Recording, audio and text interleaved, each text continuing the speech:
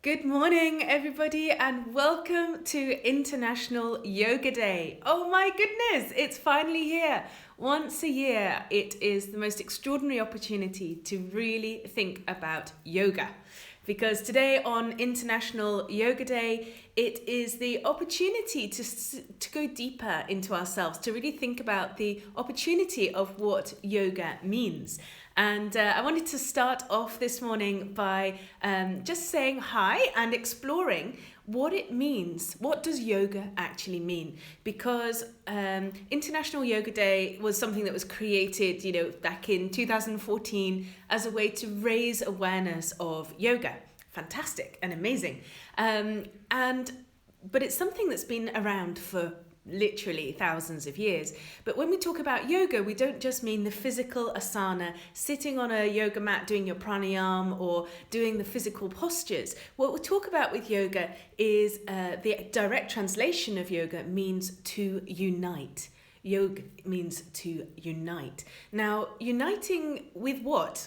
It's all very well to stand on your yoga mat and do your yoga postures, but how is that helping you to unite, in inverted commas? So that's what I wanted to explore with you this morning on International Yoga Day. What does yoga actually mean?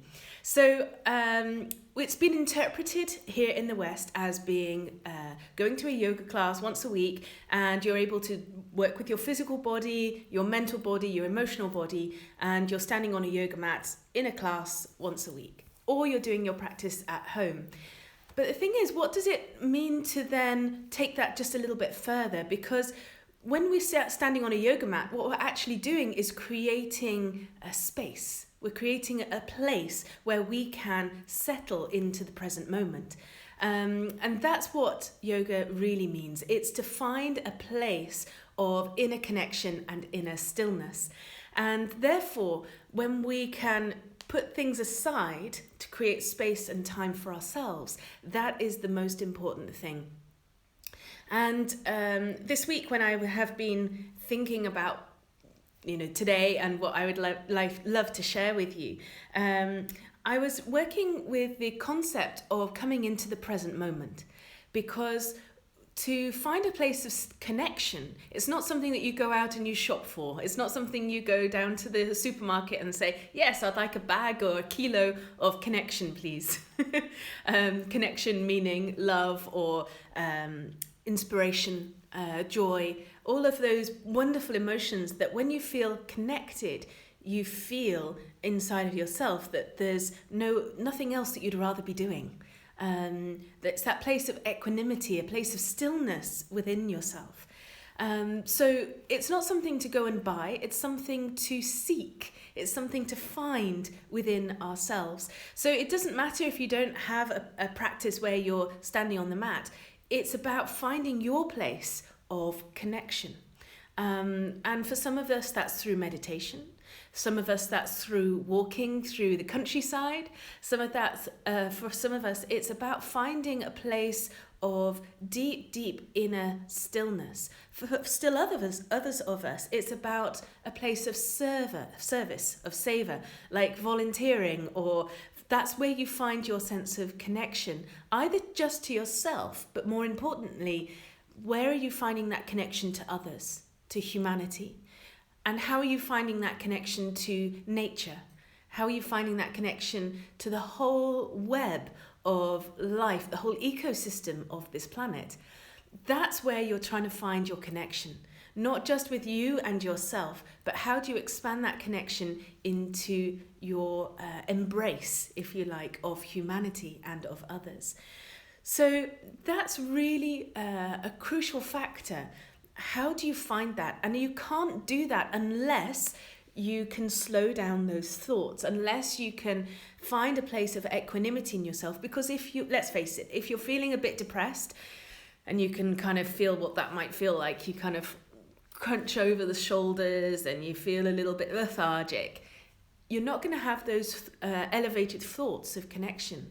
And likewise, if you're in a place of complete euphoria and happiness and joy, and you're out there and you're a little bit manic, that's also not a place where you're going to find connection. Connection comes from a place of stillness within us.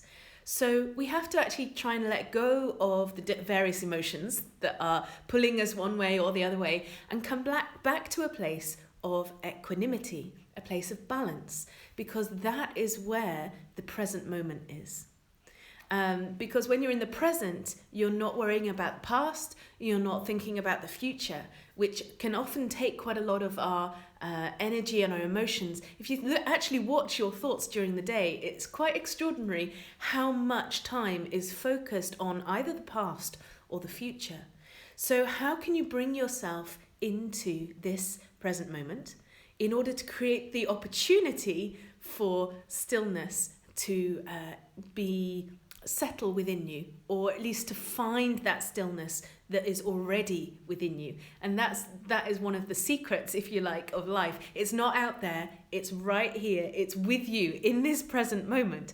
So what we have to do is find the tools and the techniques and the opportunities to settle into our heart. And so that's what I just wanted to kind of share with you this morning, is how do you find that stillness? How do you come back into the present moment? Very powerful technique is pranayama, is breathing. Literally close your eyes and breathe.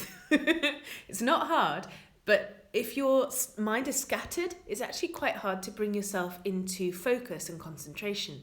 So that's it. Focus and concentration bring you into the present moment. So pranayama, just literally even focusing on the breath. What does it feel like to breathe in? Feeling the chest expand, feeling the lungs open, and then the breath as you breathe out, the softness and the calmness. And if you can do that just for 5 minutes, you'll be amazed at how connected you can feel just at the end of those moments.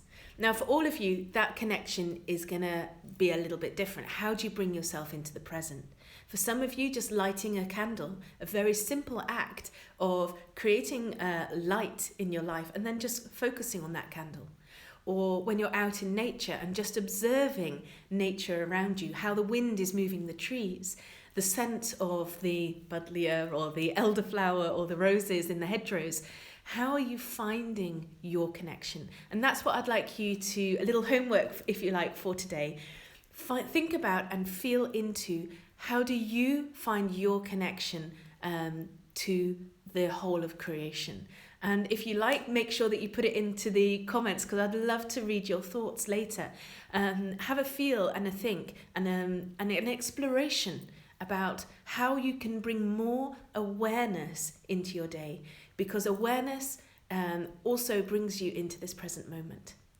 So thank you so much for joining me this morning, and I hope that you've learned something or started to explore or experiment a little bit with that feeling of connection. And as I said, please do write it there in the chat. For those of you that want to join us a little bit more into exploring a little bit more of the cosmic side of things, on Wednesday, Jane and myself will be sharing something about the Vedic astrology, what's actually happening in the stars at the moment, which is creating a certain environment that we're all experiencing. So it would be really interesting if you're wanting to think about a little bit more of the cosmology and the astrology. So do join us on Wednesday for that. Otherwise, we look forward to seeing you at 10 a.m. every day for the daily Instagram, and we look forward to keeping in touch with you as well. So thank you so much for joining, and I look forward to seeing you again very, very soon. Take care. Bye.